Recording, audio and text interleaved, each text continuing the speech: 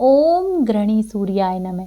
आज रविवार का दिन है। आज आप सुनिए सूरज भगवान की व्रत कथा।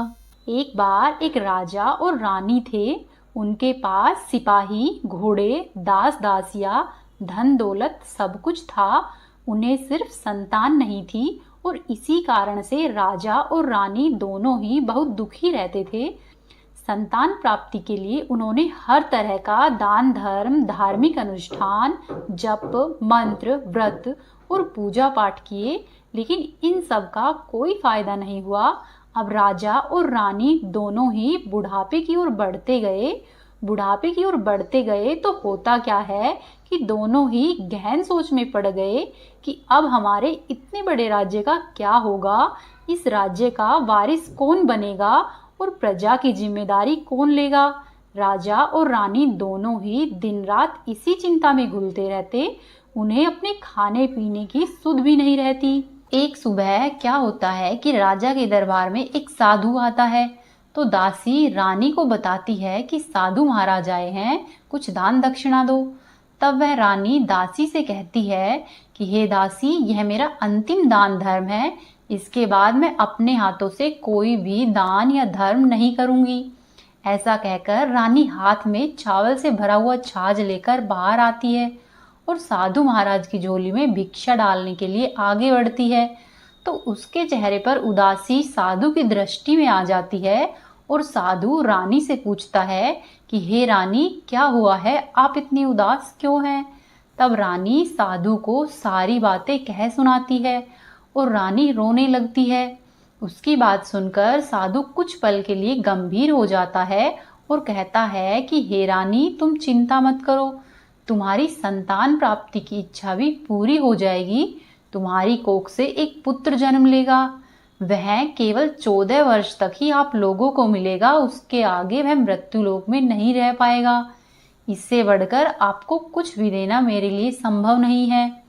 अपनी बात पूरी करते हुए उसने अपनी झोली में हाथ डाला और साधु महाराज ने थोड़ी सी भभूति निकालकर रानी को दे दी और कहा कि आप और महाराज दोनों ही इसे बांटकर ग्रहण कर लेना, जल्द ही तुम्हें पुत्र प्राप्त होगा। इतना कहकर वह साधु अपनी राह पर चला गया। उसके जाने के बाद रानी सोचने लगी कि 14 साल तो 14 साल ही सही, इतने समय के लिए तो कम से कम हमें पुत्र सुख मिलेगा। मेरे लिए तो इतना ही काफी है। इतने साल तक मैं इसे जी जान से बड़ा करूंगी और उसे ढेर सारा लाड और दुलार दूंगी और अपनी संतान की मनोकामना पूरी करूंगी। उस रात अपना सारा कामकाज खत्म करके जब राजा रानी के महल में आए तो रानी ने क्या किया कि राजा को सारी बात बताई और साधु की दी हुई भभूति दिखाकर राजा से बोली कि साधु महाराज ने यह भभूति हम दोनों को ग्रहण करने के लिए कहा है। तब राजा बोले कि हे रानी, हमने इतना दान धर्म, जप और तप किया है, इसका कोई फल नहीं मिला, तो अब इस भभूति से हमें संतान प्राप्ति कैसे होगी। उस पर रानी बोली कि हे राजन, जब इतना सब कुछ किया है तो उस पर से अब यह भी सही, खामखा उस साधु के क्रोध को भी हम क्यों बढ़ावा दे। वहीं राजा को अब किसी भी बात पर विश्वास नहीं रहा था, लेकिन रानी को दुख नहीं पहुंचे, इसीलिए वह राजा भभूत खाने के लिए राजी हो गया। राजा राजी तो हो गया और फिर राजा और रानी दोनों नहाते हैं, फिर अपने भगवान का स्मरण करते हैं और अपने पूर्वजों का स्मरण करते हैं और फिर उस साधु महाराज का नाम स्मरण करके वह भभूत दोनों मिल बांट कर खाते हैं। उसके बाद दोनों ही निश्चिंत होकर सो जाते हैं। धीरे धीरे कुछ दिन और व्यतीत हुए और साधु के कहे अनुसार ही रानी गर्भवती हो गई।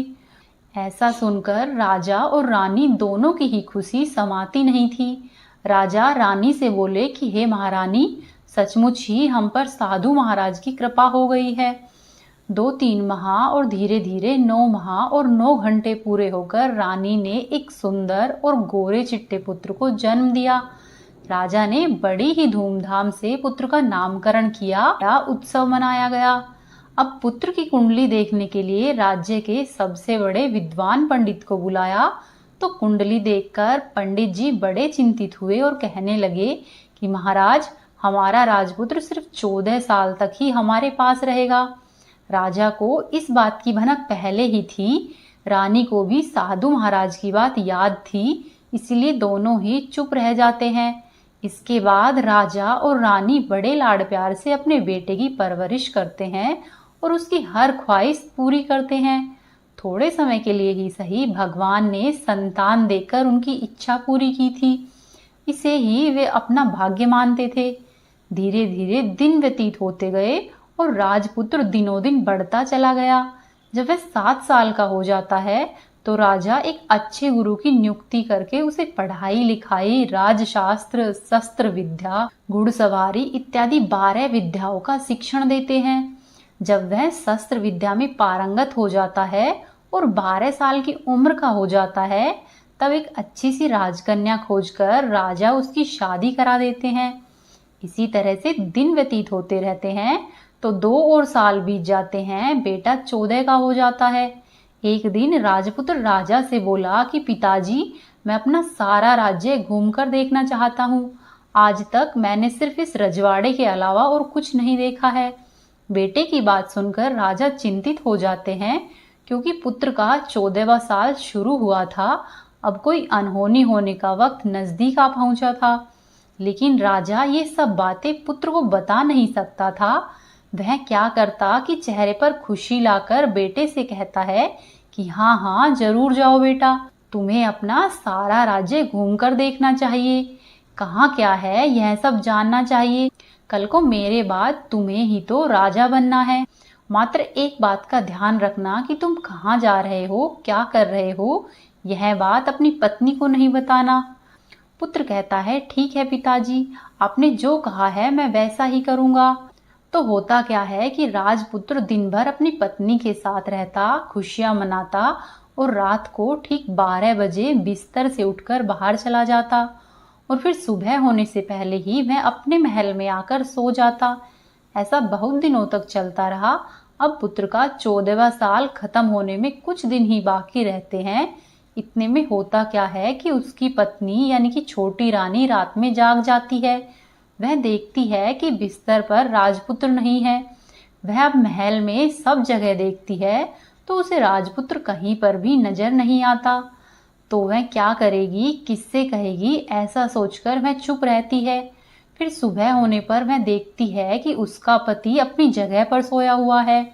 वह अपने पति से कुछ नहीं पूछती, लेकिन अगली रात भी वैसा ही होता है। तीसरी रात, चौथी रात, ऐसा बहुत दिनों तक चलता रहता है। छोटी रानी बहुत ही चिंतित हो जाती है। पति रात को जाता कहाँ है, किससे मिलने जाता है, उसके मन में ढेरों सवाल उठते हैं। लेकिन उसे पूछने में डर लगता है कि शायद पति गुस्सा कर बैठे। सास ससुर से पूछने के बारे में सोचा तो उसकी कुल मर्यादा बीच में आ जाती थी। तो इसी तरह से मन ही मन वह कुढ़ती रहती थी। इस हालत में उसे खाने पीने में दिलचस्पी नहीं होती। वह दिनों दिन दुबली पतली होती जा रही थी। तो वहीं उसी राज्य में एक फूल बेचने वाली बूढ़ी मालिन थी। वह हमेशा ही छोटी रानी को फूल देने के लिए उसके महल में आती थी। उस बुढ़िया का ध्यान छोटी रानी पर जाता है। वह छोटी रानी से पूछती है कि बेटी, तुम्हें किस बात का दुख है, तुम इस तरह से सूख कर कांटा क्यों बनी हुई हो। उस पर छोटी रानी कहती है कि अम्मा, मैं तुम्हें क्या बताऊं, तुम्हारा राजपुत्र हर रात बिस्तर पर से उठकर कहीं चला जाता है और सुबह सवेरा होने से पहले ही वापस आकर सो जाता है। वह कहाँ पर जाता है, क्या करता है, यह सोच सोच कर ही मैं अन्न और जल ग्रहण नहीं कर पाती और इस तरह से सूख सूख कर कांटा बन गई हूँ। तब बुढ़िया ने उसकी सब बातें सुनी और उसे एक उपाय बताती है कि बेटी, आज ऐसा करना कि रात को तुम नहीं सोना, उसके पीछे जाकर देखना कि वह आखिरकार कहाँ जाता है, क्या करता है। तुम उसकी अच्छी तरह से पहरेदारी करना। इस पर छोटी रानी ने कहा कि अम्मा, यदि मुझे नींद आ गई तो। तब बूढ़ी अम्मा बोली कि तुम्हें नींद नहीं आए इसलिए एक काम करना, अपने बाएं हाथ की उंगली में एक जख्म करना और उस पर थोड़ी सी मिर्ची छिड़कना। उससे तुम्हें बड़ी जलन होगी और उस पीड़ा से तुम्हें रात भर नींद नहीं आएगी। छोटी रानी बुढ़िया के कहे अनुसार ही करती है। अपनी उंगली पर छोटा सा जख्म लगाती है और उस पर मिर्ची डालती है। उंगली की जलन से उसे रात में बहुत देर तक नींद नहीं आती, लेकिन बाद में वह सो जाती है। दूसरे दिन सुबह जब बुढ़िया फूल लेकर उसके महल में आती है और पूछती है कि क्या हुआ बेटी, देख पाई क्या पति कहाँ जाता है? तब रानी कहती है, नहीं अम्मा, पहले कुछ समय तक जलन के कारण मुझे नींद नहीं आई, परंतु कुछ देर बाद मैं सो गई। इस पर बुढ़िया कहती है कि कोई बात नहीं, आज तुम उंगली पर पहले से थोड़ा बड़ा जख्म करना और ज्यादा मिर्ची लगाना। अगली रात्रि छोटी रानी वैसा ही करती है, परंतु वह सिर्फ पति के बिस्तर से उठकर बाहर निकलते वक्त तक ही जाग पाई। वह उसके पीछे नहीं जा सकी, क्योंकि उस समय तक उसकी आंखें मुंद गई थी। दूसरे दिन जब बुढ़िया फूल लेकर आती है तो उसके पूछने से पहले ही रानी रोकर कहती है कि अम्मा, मैं आज भी उनकी पहरेदारी ठीक तरह से नहीं कर पाई। तब बुढ़िया कहती है कि रानी, रोना नहीं, सब कुछ ठीक हो जाएगा। तुम ऐसा करना, आज रात्रि को जख्म को और बड़ा करना और उस पर ज्यादा मिर्च छिड़कना, और एक काम करना बेटी, जब वह जाने के लिए निकलता है तो उसका रास्ता रोक लेना। बुढ़िया ने जैसा बताया था रानी ने वैसा ही किया। आज रात उसे नींद नहीं आती। पति जब रात को 12 बजे बिस्तर से उठकर महल से निकलने के लिए चलने लगता है तो वह रानी बुढ़िया ने जैसे बताया था उसके ही अनुसार दौड़कर आती है और पति का रास्ता रोकती है और कहती है कि आप कहाँ जा रहे हो, किनसे मिलने जा रहे हो, मुझे सब कुछ बताओ। राजपुत्र उसे समझाने की बहुत कोशिश करता है। राजपुत्र कहता है कि देखो, अगर मैंने तुम्हें बता दिया तो मैं तुमसे दोबारा कभी नहीं मिल पाऊंगा। तब छोटी रानी कहती है कि कोई बात नहीं, न मिल पाओ तो न सही, लेकिन आप रात के समय कहाँ जाते हो, यह सब मुझे बताइए। राजपुत्र यह सुनकर निरुत्तर हो जाता है और पत्नी की जिद के आगे उसकी एक नहीं चल पाती। ठीक उसी समय उसका 14वां साल खत्म होकर 15वां साल लगने वाला था। जो होता है वह हो जाने दो। राजपुत्र ऐसा सोचता है और कुछ चावल मंत्रों से सिद्ध करके अपनी पत्नी के हाथ में देता है और कहता है कि इन चावलों के दानों को दोनों हाथों की मुट्ठी में पकड़ लो। पहले दाएं हाथ में पकड़े हुए चावल मेरे ऊपर फेंकना, मैं कौन हूँ यह तुम्हें पता चल जाएगा। फिर अपने बाएं हाथ में पकड़े हुए चावल मेरे ऊपर फेंकना, मैं जैसा था तुम्हें मिल जाऊंगा। लेकिन यदि तुम बाएं हाथ के चावल मेरे ऊपर फेंकना भूल गई तो मैं तुम्हें कभी भी नहीं मिलूंगा। ऐसा सुनकर रानी ने नहीं भूलूंगी ऐसा बड़े ही आत्मविश्वास से कहा और अपने दाएं हाथ में पकड़े हुए चावल अपने पति के ऊपर फेंक दिए। तो राजपुत्र एकदम से एक विशाल घोड़ा बन जाता है, एकदम उम्दा, सफेद, गर्दन पर लंबी लंबी अयाल। देखते ही देखते वह तेजी से दौड़ने लगता है। रानी उस घोड़े को एकदम भौचक्की होकर देखने लगती है और पति ने बाएं हाथ के चावल फेंकने की जो बात कही थी वह भूल जाती है। उसकी आंखों के सामने ही वह घोड़ा महल से निकलकर चला जाता है। घोड़ा जो महल से बाहर जाता है तो वह वापस नहीं आता। अब रानी को बड़ा ही पश्चाताप होता है और वह स्वयं को कोसने लगती है, लेकिन अब उसका कोई फायदा नहीं होने वाला था। राजपुत्र अब कभी भी वापस नहीं आने वाला था। सुबह होते ही महाराजा महारानी को सब बात पता चलती है तो उन दोनों को बहुत दुख होता है। वे बिस्तर पकड़ते हैं और राह देखते हैं कि एक दिन उनका बेटा जरूर वापस आ जाएगा।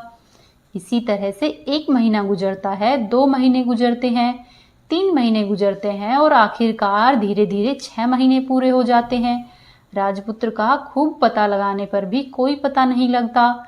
वहीं राज्य का प्रधान राजपुत्र को ढूंढने के लिए राज्य के गांव-गांव सिपाही भेजता है, लेकिन उन्हें कहीं भी कोई सफलता नहीं मिलती। इधर छोटी रानी अपनी हठ के कारण पति गायब हो गया यह सोचकर स्वयं को मन ही मन कोसती रहती। फिर वह प्रण लेती है कि कुछ भी करके मैं अपने पति को ढूंढकर जरूर लाऊंगी। ऐसा सोचकर वह एक दिन सुबह सवेरे उठकर सास और ससुर के महल में जाती है और कहती है कि मैं अपने पति की खोज के लिए जा रही हूँ। महाराजा और महारानी को और क्या चाहिए था, कुछ भी करके उन्हें उनका बेटा वापस मिलना चाहिए था। वे बहू को जाने की अनुमति देकर कहने लगे कि बेटी, तुम्हें जो कुछ चाहिए वह ले जाओ, जहाँ पर जाना है वहाँ पर जाओ, लेकिन हमारे बेटे को वापस लेकर आओ भगवान तुम्हें कामयाबी दे। फिर छोटी रानी क्या करती है कि अपना शाही वेश बदलकर एक सेठानी बन जाती है। कुछ दास और दासियों व कुछ नौकरों को साथ में लेती है और कुछ सामान साथ में लेती है और राज्य की सीमा पर जाकर वहाँ एक भोजनालय खोल देती है और वहाँ पर आने वाले सब यात्रियों को खाना मुफ्त में देने लगती है। मात्र एक ही शर्त रखती है कि खाना खाने वाले को उसकी देखी हुई कोई भी अजीब चीज उसकी मालकिन को यानी कि राजकन्या को बतानी पड़ेगी। तो वहां पर आने वाला हर नागरिक अपनी तरफ से मैंने यह देखा, मैंने वह देखा, ऐसा कहकर वह मुफ्त में खाना खाकर जाता। परंतु रानी को जो बात चाहिए थी वह अब तक नहीं मिल रही थी। ऐसे ही कुछ दिन बीत गए। तो इधर क्या होता है कि रानी के महल में जो फूल लेकर बुढ़िया अम्मा आती थी, उनके एक बेटा और एक बहू थे और उनका एक पोता भी था, यानी कि बुढ़िया के बेटे बहू का बेटा था। तो बेटा और बहू सुबह सुबह काम के लिए निकलने जाते तो पोते को संभालने की जिम्मेदारी बुढ़िया पर थी। बुढ़िया दिन भर पोते को संभालती। तो एक दिन होता क्या है कि बुढ़िया को पान खाने की आदत थी, तो पान लगाने के लिए चूना चाहिए था।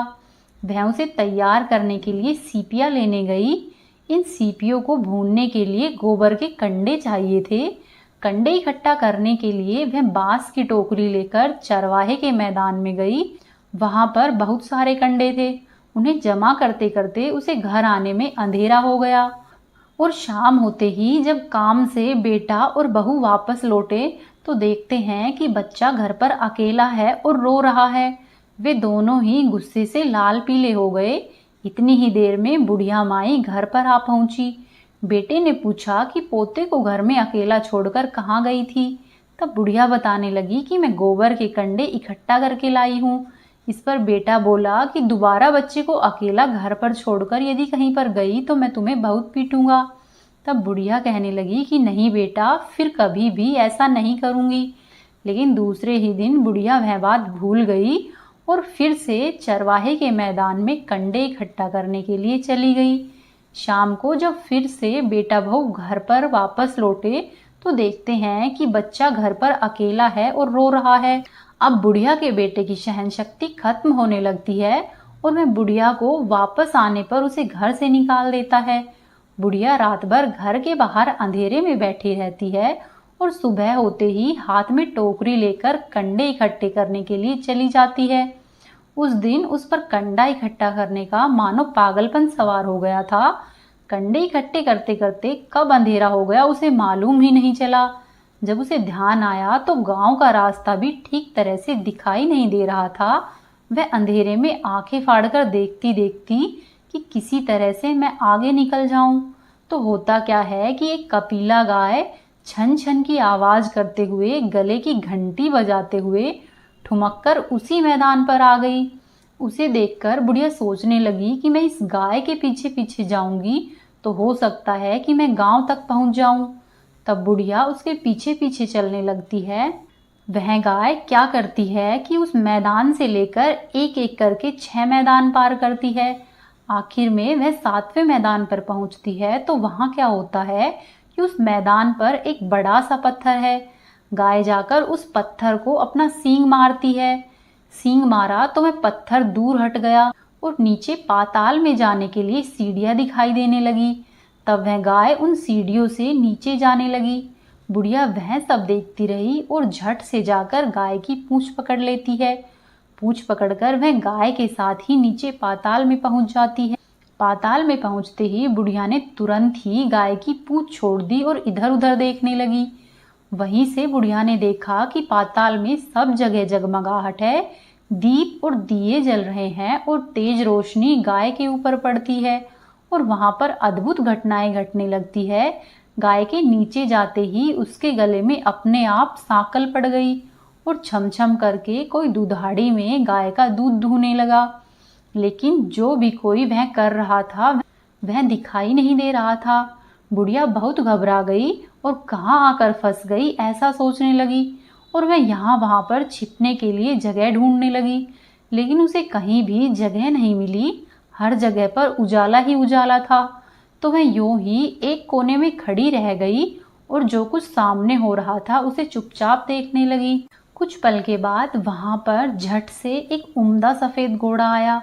वहां पर 2 कुंड थे, उसमें से एक कुंड में उस घोड़े ने छलांग लगाई और ऊपर आ गया।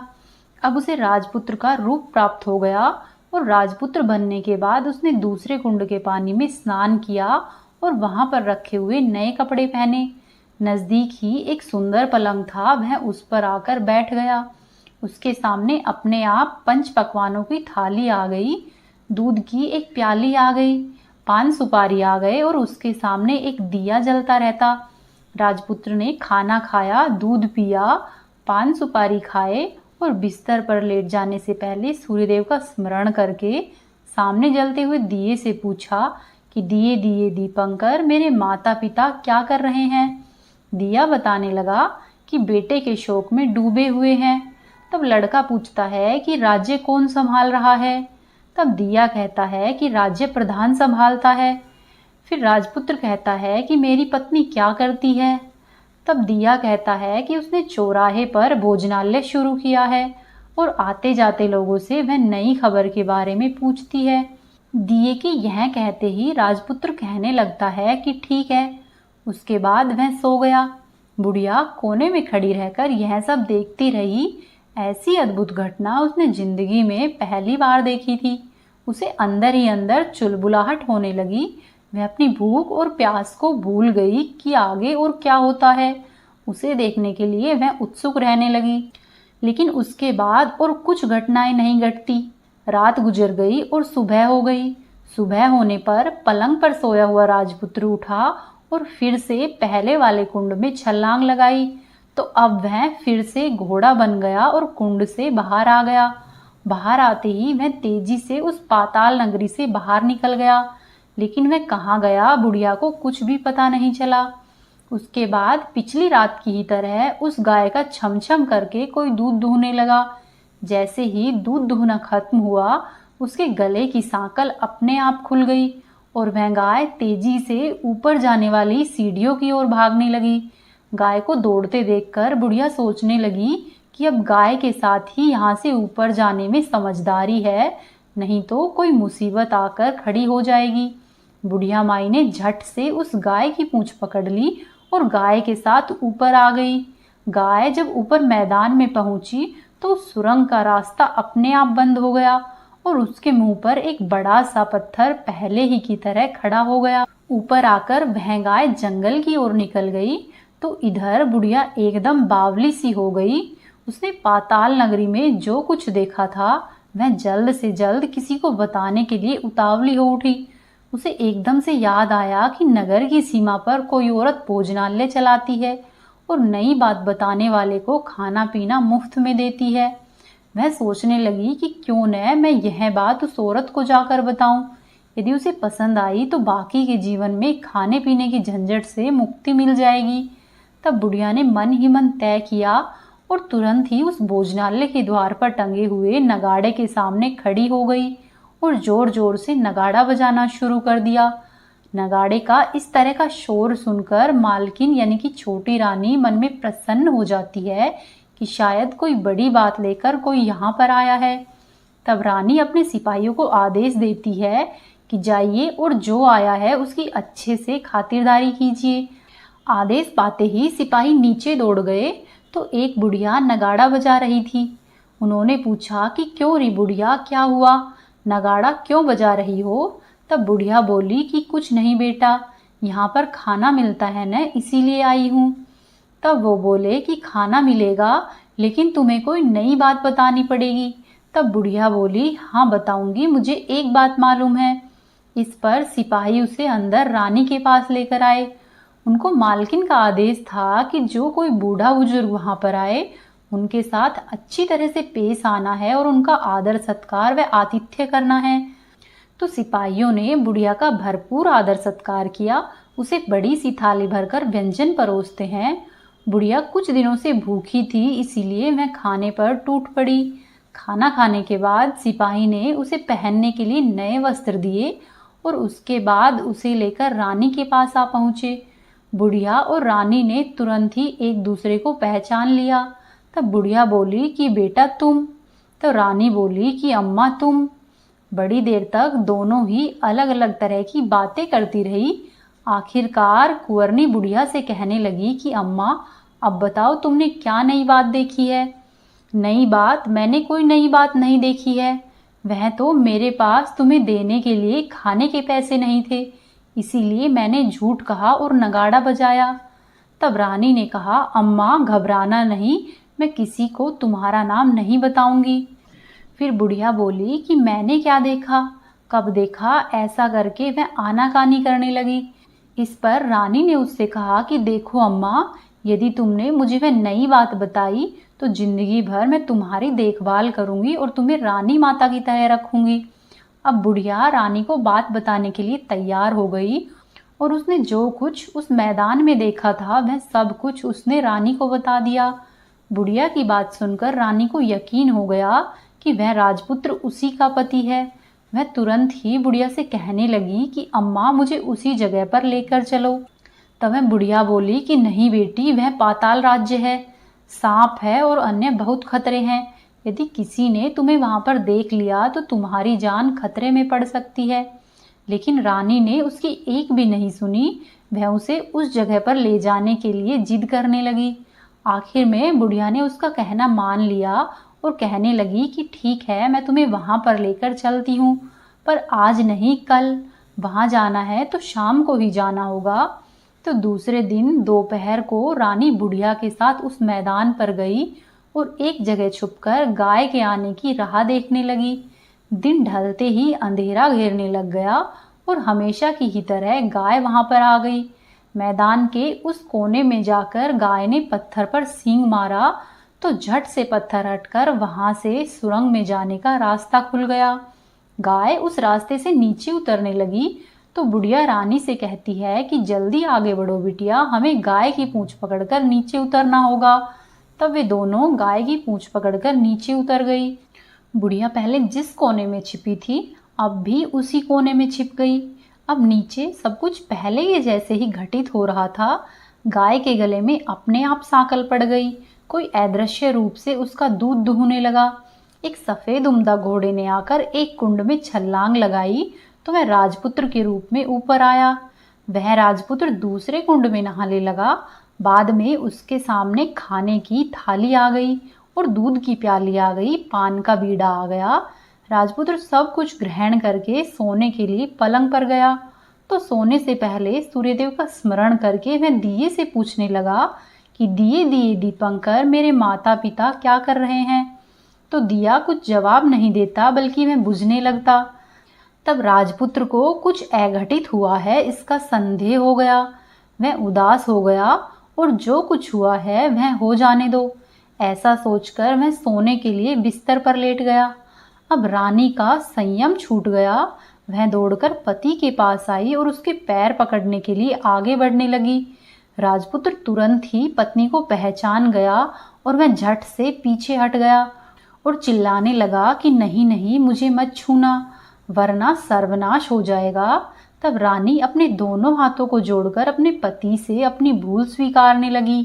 कहने लगी कि हे स्वामी, मुझसे भूल हो गई है। मुझे आपसे नहीं पूछना चाहिए था कि आप रात को कहाँ जाते हो।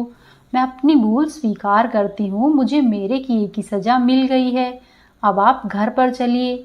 आपके वियोग में आपके माता पिता ने बिस्तर पकड़ लिया है और आपकी प्रजा भी बहुत दुखी है। उस पर राजपुत्र कहने लगा कि वहीं तो एक बार तुम गलती कर बैठी हो, अब दोबारा मत करना, नहीं तो अब मैं तुम्हें जो दिख रहा हूँ वह भी नहीं दिखूंगा।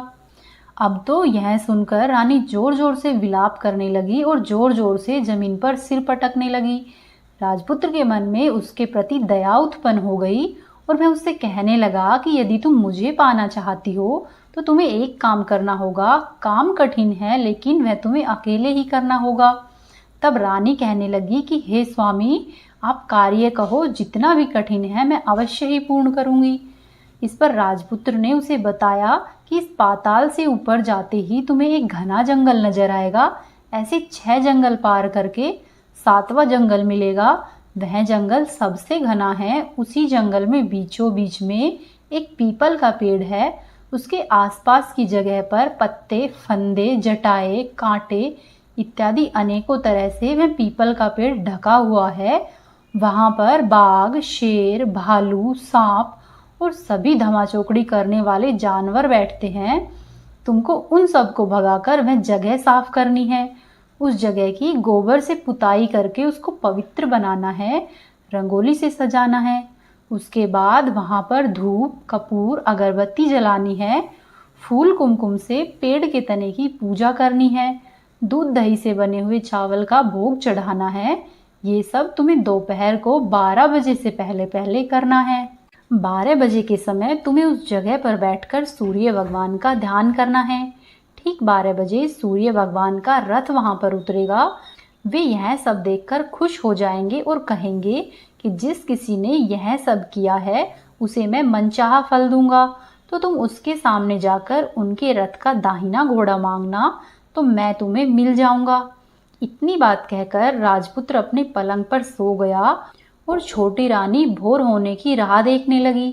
भोर होते ही वह बुढ़िया के साथ गाय की पूंछ पकड़कर ऊपर आ गई और ऊपर आने के बाद वह बुढ़िया से कहने लगी कि अम्मा, अब मैं अकेले ही आगे जाऊंगी, तुम भोजनालय पर वापस चली जाओ। ऐसा कहकर वह जंगल में जाकर राजपुत्र की बताई हुई जगह ढूंढने लगी और स्वयं आरी से वह जगह साफ कर दी। बाद में राजपुत्र ने जैसे जैसे बताया था वैसे ही उसने वहां की लिपाई पुताई की, रंगोली बनाई और वापस आ गई। दूसरे दिन सुबह होने से पहले ही उठी और जंगल में उसी जगह पर जा पहुंची। वहां जाकर इत्र गुलाब का पानी छिड़का और वह जगह सुगंधित की। धूप अगरबत्ती जलाकर उसे पवित्र किया और पूजा की सब सामग्री तैयार करके सूर्य भगवान का ध्यान करने के लिए वहां पर बैठ गई।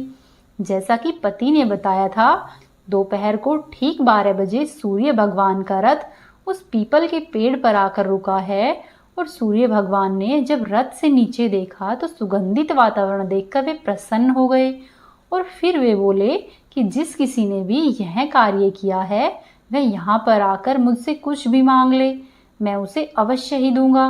रानी ने जब ये शब्द सुने तो मैं बिना समय गवाए हुए दौड़कर उनके सामने आ गई और उनको साष्टांग नमस्कार करके बोली कि हे भगवान, वह मैं ही हूँ, मैंने ही यह जगह साफ की है।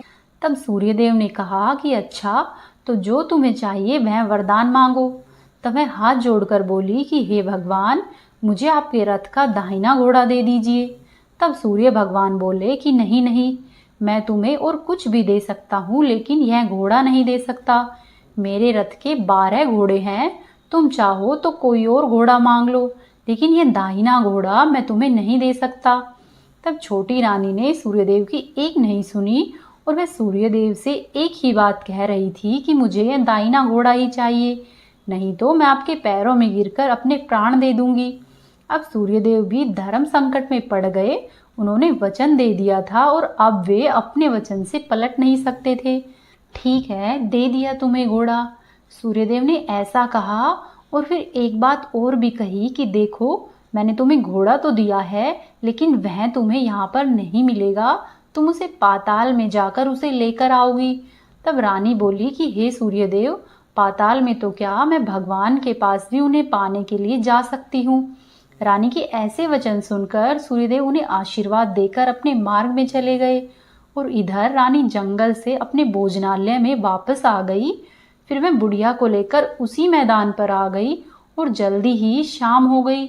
शाम होते होते फिर से वह गाय आई और उस गाय ने सींग मारकर सुरंग का पत्थर हटाया और फिर से नीचे उतरने लगी।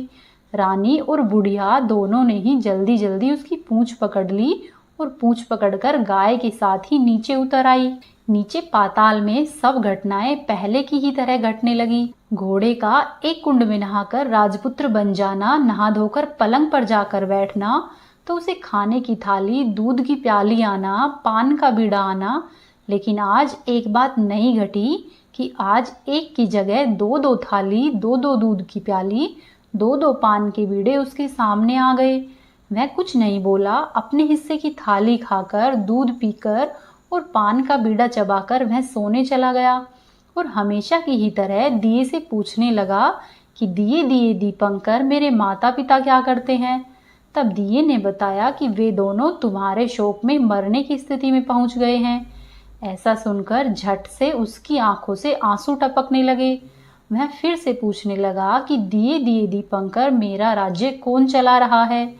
तब दिए ने कहा कि तुम्हारा राज्य प्रधान चला रहा है और वह सब कुछ हड़प चुका है। वह प्रजा पर बहुत ही अत्याचार कर रहा है। यह सुनकर राजपुत्र को बहुत क्रोध आया। वह क्रोध से अपनी मुट्ठी भींचने लगा। फिर आगे राजपुत्र पूछता है कि दिए दिए दीपंकर, मेरी पत्नी क्या कर रही है? यह सुनकर दिया कुछ नहीं बोला, चुप रहा। अब रानी का संयम जवाब दे गया। वह दौड़कर पति के गले लग गई। अब मैं तुम्हें मिल गया, ऐसा राजपुत्र कहने लगा। सच कहते हो, आप फिर से तो घोड़ा नहीं बन जाओगे न? तब राजपुत्र कहता है, नहीं, मैं दोबारा घोड़ा नहीं बनूंगा। तुमने जो इतने सारे कष्ट उठाए हैं वह मुझको पाने के लिए हैं। इसीलिए सूर्यदेव ने मुझे सदा के लिए ही घोड़े के जन्म से मुक्त कर दिया है। राजपुत्र ने बड़े प्यार से कहा और उसे हृदय से लगा लिया। उसके आंसू पोंछे और कुछ देर के बाद सुबह हो गई तो गाय की श्रृंखला टूटकर वह ऊपर भूलोक को जाने लगी। रानी, राजपुत्र और बुढ़िया उसकी पूंछ पकड़कर उसके साथ ऊपर आ गए। ऊपर आने पर वे सीधे ही भोजनालय में पहुंच गए।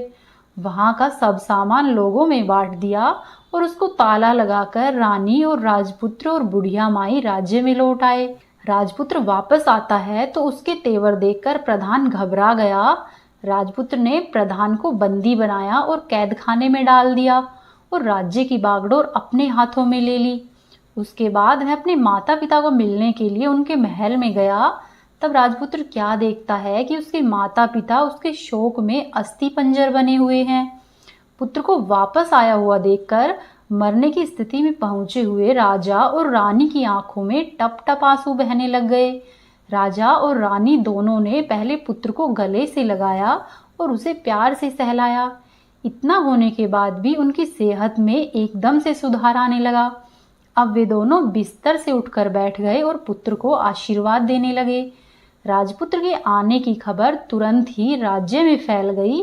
प्रजा खुशी से फूली नहीं समाई। प्रजाजन राजमहल के सामने इकट्ठे हो गए और सब ने राजपुत्र के दर्शन किए और आज से उन्हें कोई भी दुख नहीं पहुंचाएंगे, ऐसा वचन भी दिया। अब राजा राजपुत्र का राज्याभिषेक करके उसे सिंहासन पर बिठाता है और अपनी बहू को महारानी होने का दर्जा देता है और शम अपनी पत्नी के साथ ईश्वर का नाम लेते हुए खुशी खुशी दिन व्यतीत करते हैं। महाराजा बना हुआ राजपुत्र अच्छी तरह से राज्य चलाने लगा और अपनी पत्नी के साथ सुख शांति से जीवन बिताने लगा। उस बुढ़िया को भी रानी ने अपने पास ही रख लिया और उसकी अच्छी तरह से देखभाल करने लगी और इस तरह से बुढ़िया और उसके बुढ़ापे के दिन खुशी से गुजरने लगे। हे सूर्यदेव, जैसी आपने रानी पर कृपा की है वैसी ही हम सब पर करना। इस कहानी को कहने वाले, सुनने वाले और होकारा भरने वाले सब पर अपनी कृपा रखना। तो ये थी सूरज भगवान की कहानी।